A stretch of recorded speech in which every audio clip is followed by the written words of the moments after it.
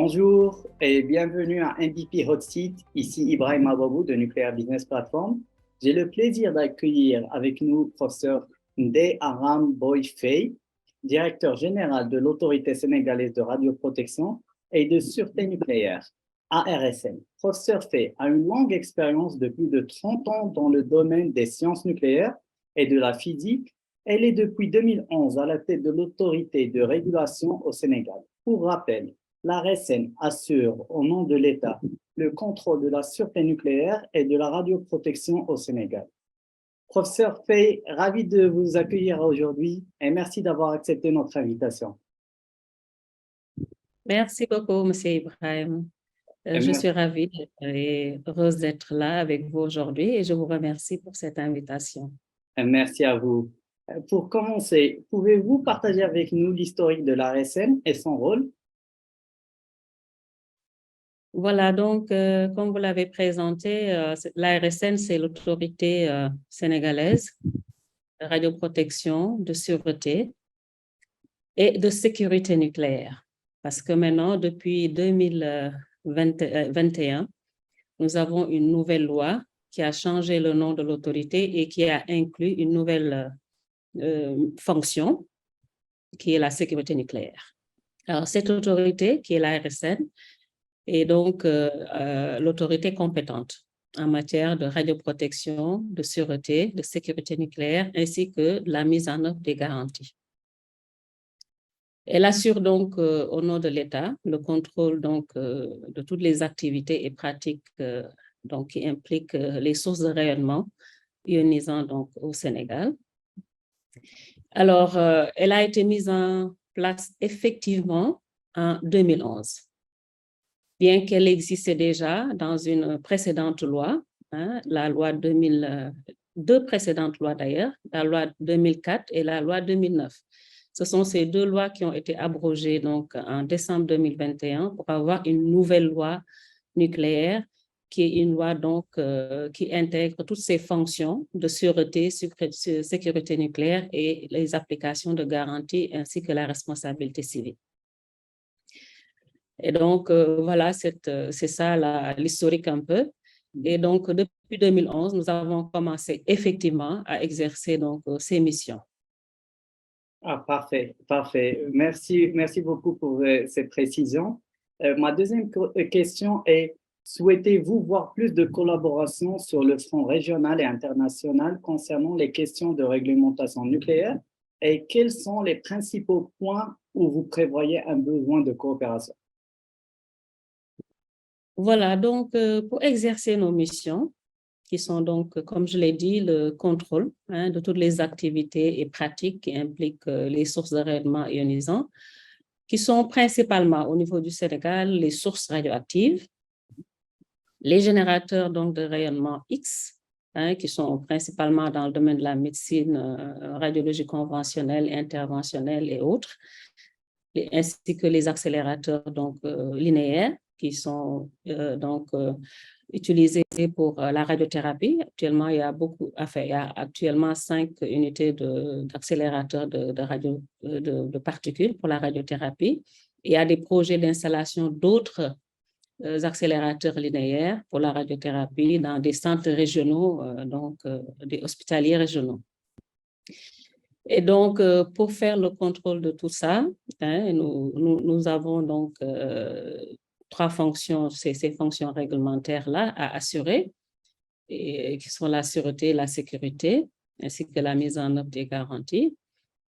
Et dont vous avez un objectif principal qui est la protection, finalement, des personnes, que sont soit les travailleurs qui sont sous rayonnement ionisant, les patients qui subissent les traitements et le public. Et à part la protection des personnes, vous avez évidemment une fonction importante qui est la protection de l'environnement. Voilà. Alors, comment assurer ces missions? Il faut d'abord avoir une infrastructure réglementaire qui soit bien établie. Et quand on parle d'infrastructure réglementaire bien établie, il y a évidemment la mise en place de cette autorité compétente, comme l'ARSN, qui est doté donc de ressources humaines, compétentes techniquement, de ressources financières matérielles qui lui permettent donc d'exercer ses missions. Et pour donc aussi permettre d'exercer ces missions, il faut un cadre légal et réglementaire. C'est ce que nous avons essayé de mettre en place, avoir donc une nouvelle loi compréhensible qui va être accompagnée donc de règlements. Nous sommes donc en train de travailler sur la réglementation. D'accord? Et donc, pour pouvoir donc assurer tout ça, il faut évidemment compter sur ce qui est fourni au plan national, c'est-à-dire ce que l'État met en place, donc les ressources qui sont disponibles au niveau national. Mais il faut évidemment compter sur la collaboration aussi bien régionale qu'internationale. Ce sont des collaborations qui sont très, très importantes pour nous. D'ailleurs, c'est la collaboration internationale qui nous a permis de pouvoir former ceux-là qui sont sur le terrain tous les jours pour faire le contrôle.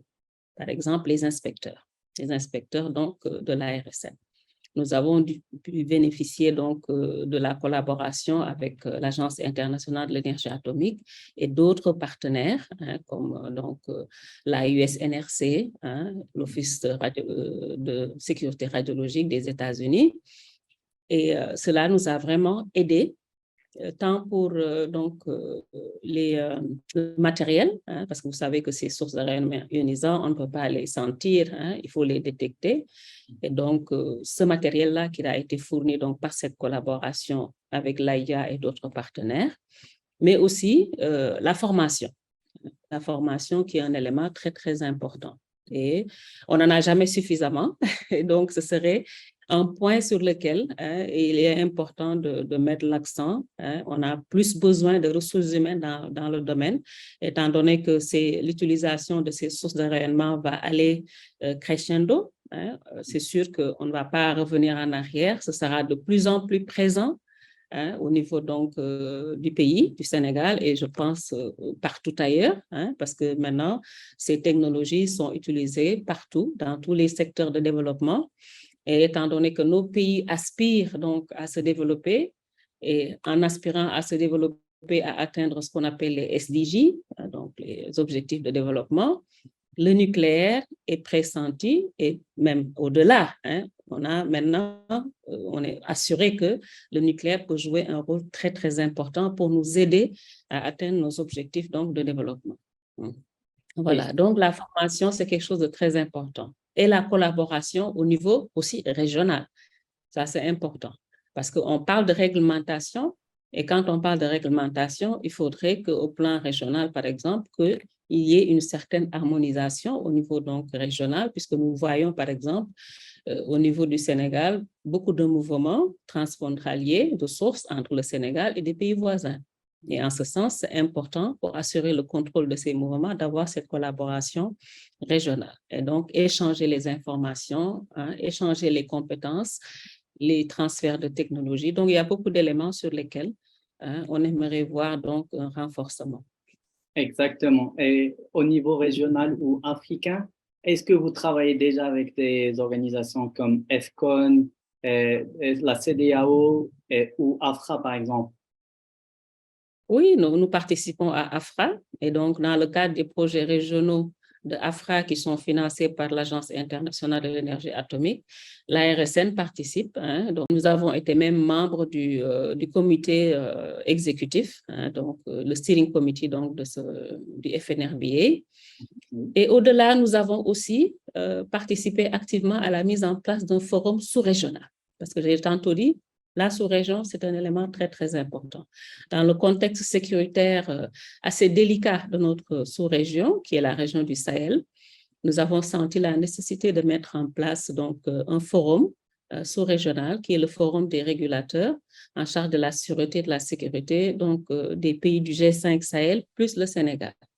Et actuellement, c'est le Sénégal qui préside donc, au destiné de ce forum sous-régional, donc qui a vraiment pour objectif de renforcer cette coopération régionale pour mieux assurer donc, cette sécurité des sources radioactives.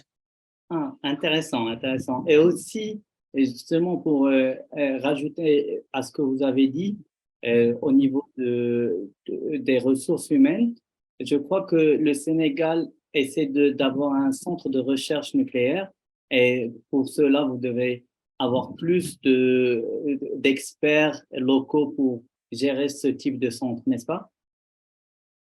Voilà, donc pour ce qui concerne les ressources humaines, alors l'ARSN utilise principalement les ressources humaines qui proviennent de l'Institut de technologie nucléaire appliquée de l'Université Cheikh Anta Diop.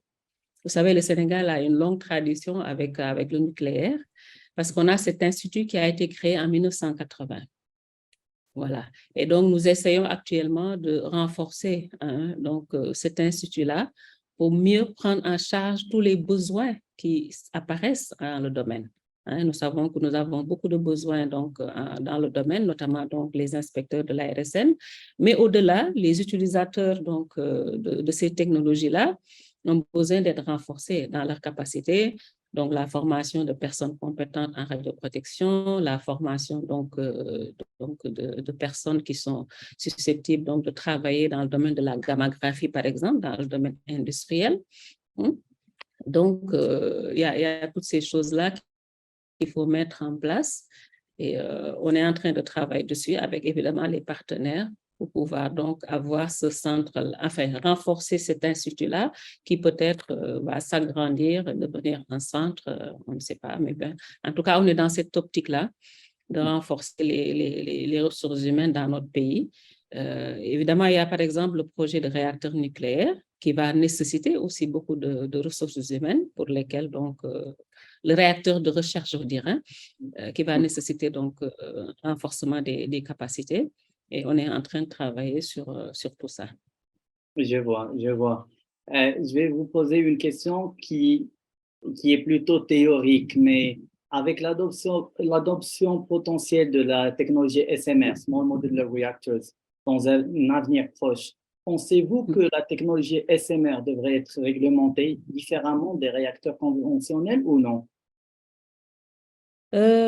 Bon, alors ça, pour les SMR, je pense que bon, quand on parle de réglementer différemment, il faudrait d'abord peut-être s'appuyer sur peut-être les différences qu'on peut voir entre les réacteurs nucléaires classiques et ce qu'on appelle les SMR. Les SMR qui sont donc en français des petits réacteurs modulaires. Alors, on voit déjà dans la terminologie une petite différence parce qu'on dit petit réacteur. Bon, les réacteurs classiques nucléaires et les SMR sont tous des réacteurs nucléaires. Mais pour les SMR, c'est leur taille qui va faire la différence avec les grands réacteurs, les réacteurs classiques. Donc, il y a une différence dans la taille déjà. Pourquoi on parle de petits réacteurs nucléaires? Mais il y a aussi une différence dans l'aspect modulaire. D'accord? Donc, c'est des réacteurs qu'on va, donc c'est comme s'il y avait des petites pièces, hein, ce qu'on appelle des modules, hein, qu'on va créer, hein, fabriquer, et après les prendre, les transporter pour les assembler. D'accord? Alors, ce sont ces aspects-là peut-être qu'il faut regarder pour voir comment ils peuvent impacter la réglementation. D'accord? Alors, déjà, donc, quand on parle de modulaire, il faudrait qu'on puisse réfléchir sur comment donc ces réacteurs peuvent être transportés. Donc, il y a l'aspect transport qui va jouer dans la réglementation. D'accord? Bon, on a actuellement plusieurs déjà types de réacteurs. Actuellement, je pense qu'au niveau de l'Agence internationale de l'énergie atomique, on est à peu près vers 70 designs différents. Et donc, c'est déjà quelque chose qui va un peu compliquer la tâche. Donc, sur le plan technique, la différence des designs peut introduire aussi une différence dans l'approche, donc peut-être réglementaire.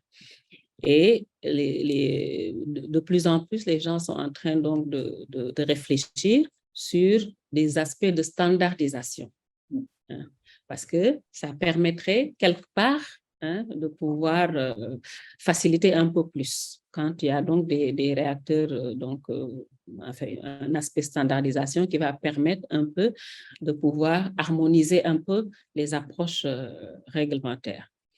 Ce qui fait que donc, il faut tenir en compte ces aspects-là. Alors, comme ils vont être transportés peut-être dans des sites isolés, là aussi, il y a des aspects sur lesquels il faut se pencher pour pouvoir donc réglementer. Hein. Il y a d'autres aspects techniques donc, sur les combustibles qui vont être utilisés. Donc, il y a pas mal de choses sur lesquelles vraiment il faut se pencher pour pouvoir donc réglementer.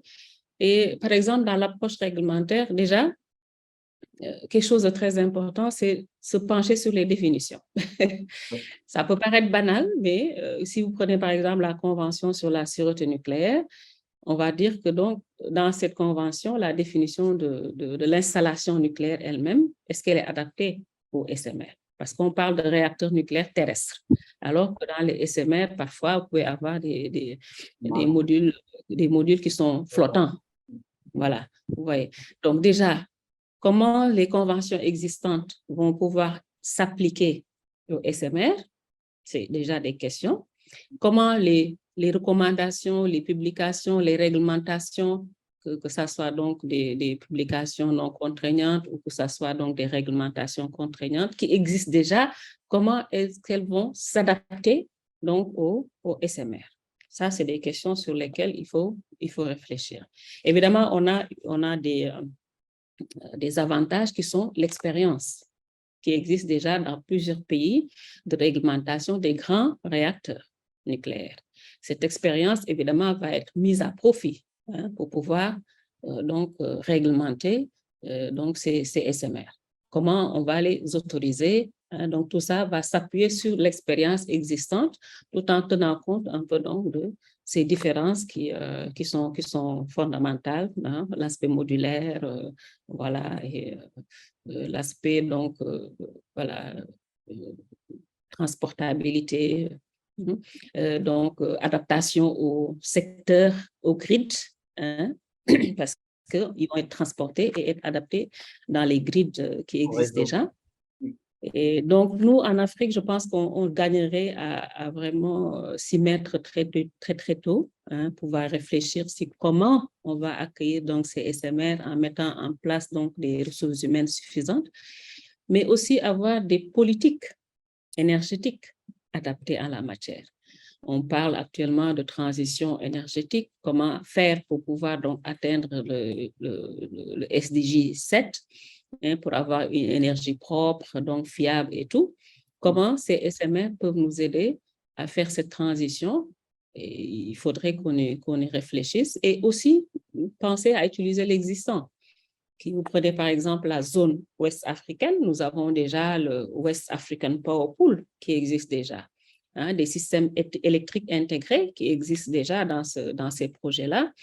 Comment, si on a des projets de SMR, comment on pourrait intégrer cela à cet existant-là et essayer de réfléchir ensemble sur des approches régionales.